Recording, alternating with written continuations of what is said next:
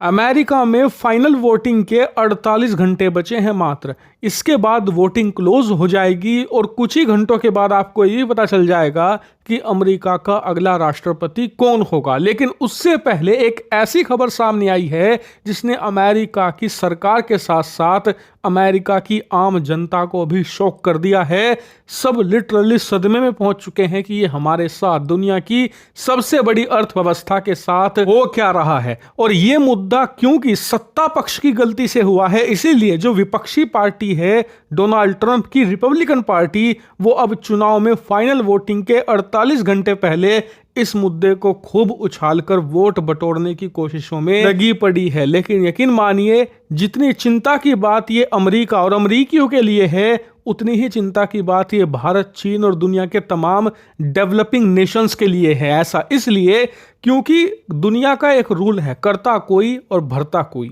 किया यहाँ पर गलती अमेरिकी सरकार ने है, अपनी अर्थव्यवस्था को इस कगार पर ले आए हैं कि वो डूबने जा रही है। लेकिन डूबने से बचाने के लिए वो उन देशों को टारगेट कर सकते हैं जो डेवलपिंग हैं, यानी कि विकासशील हैं, जैसे कि भारत, चीन, और इनके इस्तेमाल से अपनी अर्थव्यवस्था को बचाने का प्रयास करेंगे। कैसे, वो मैं आपको बाद में बताऊंगा। पहले ये जान लीजिए खबर है क्या। तो दोस्तों, ये बात तो आप जानते ही हैं कि अमेरिकी अर्थव्यवस्था पर कर्ज तेजी से बढ़ रहा है। अब से कुछ ही दिन पहले मैंने आपको बताया था कि अमेरिका का टोटल कर्ज $35 ट्रिलियन पहुंच चुका है, जबकि इनकी अर्थव्यवस्था $29 ट्रिलियन है, यानी कि इनकी अर्थव्यवस्था से भी ज्यादा कर्ज है इनका। अगर ये अपनी टोटल जीडीपी को भी लगा दें तब भी अपना कर्ज नहीं उतार पाएंगे। और ये बहुत ही बड़ा कंसर्न है अमेरिका के लिए, क्योंकि इससे जो आम नागरिक है अमेरिका का, वो डरा हुआ है कि कहीं ये जो माउंट एवरेस्ट जैसा कर्ज खड़ा हो गया है उनके देश पर, ये कहीं अमेरिका को डुबा ना दे।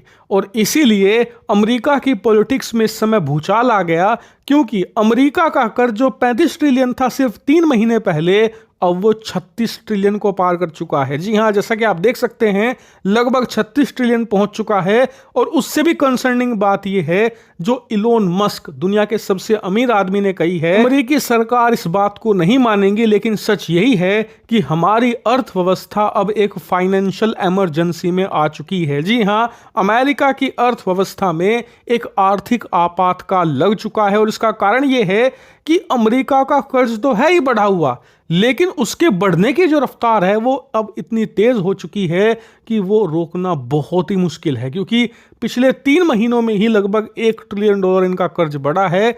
इस रफ्तार से देखें तो हर 90 दिन में इनका कर्ज $1 ट्रिलियन बढ़ता जा रहा है। और अगर स्थिति इसी रफ्तार से आगे बढ़ती रही तो 1 साल के अंदर ही इनका कर्ज $4 ट्रिलियन बढ़ जाएगा। यानी कि अभी जो अमेरिकी कर्ज 36 ट्रिलियन पर है, आने वाले 2030 तक ही वो करीबन $60 ट्रिलियन पर आपको बैठा मिलेगा।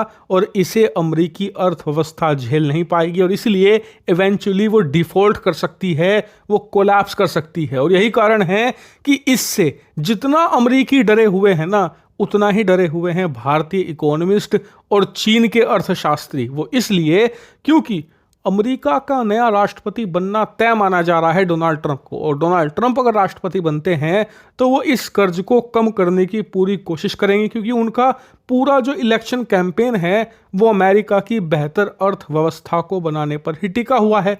इसीलिए वो अर्थव्यवस्था को बेहतर तभी बना पाएंगे जब वो कर्ज चुकाएंगे। और कर्ज वो कैसे चुकाएंगे, इसके लिए वो सबसे आसान रास्ता मानते हैं टैरिफ्स को, यानी कि भारत, चीन और यूरोप से जो सामान बेचा जाता है अमेरिका के अंदर, वो उस पर अतिरिक्त टैक्स लगाएंगे, जिससे कि अमेरिकी सरकार की अतिरिक्त कमाई होगी कई ट्रिलियन डॉलर, जिससे कि वो कुछ सालों के अंदर ही, यानी कि 2-3 सालों के अंदर ही वो इस कर्ज को कम करने की कोशिश करेंगे। और कर्ज अगर मान लीजिए वो कम भी नहीं कर पाए तो कम से कम इसका जो बढ़ना है हर 3 महीने में $1 ट्रिलियन, इसे तो वो रोक ही देंगे। इसीलिए ये चिंताजनक बात है भारत, चीन और यूरोप के लिए। वहीं ये चिंताजनक बात उनके लिए भी है जो अमेरिका की मदद पर टिके हुए हैं, जैसे कि पाकिस्तान था। हालांकि पाकिस्तान को अब काफी कम फंडिंग मिलती है, लेकिन फिर भी मिलती है।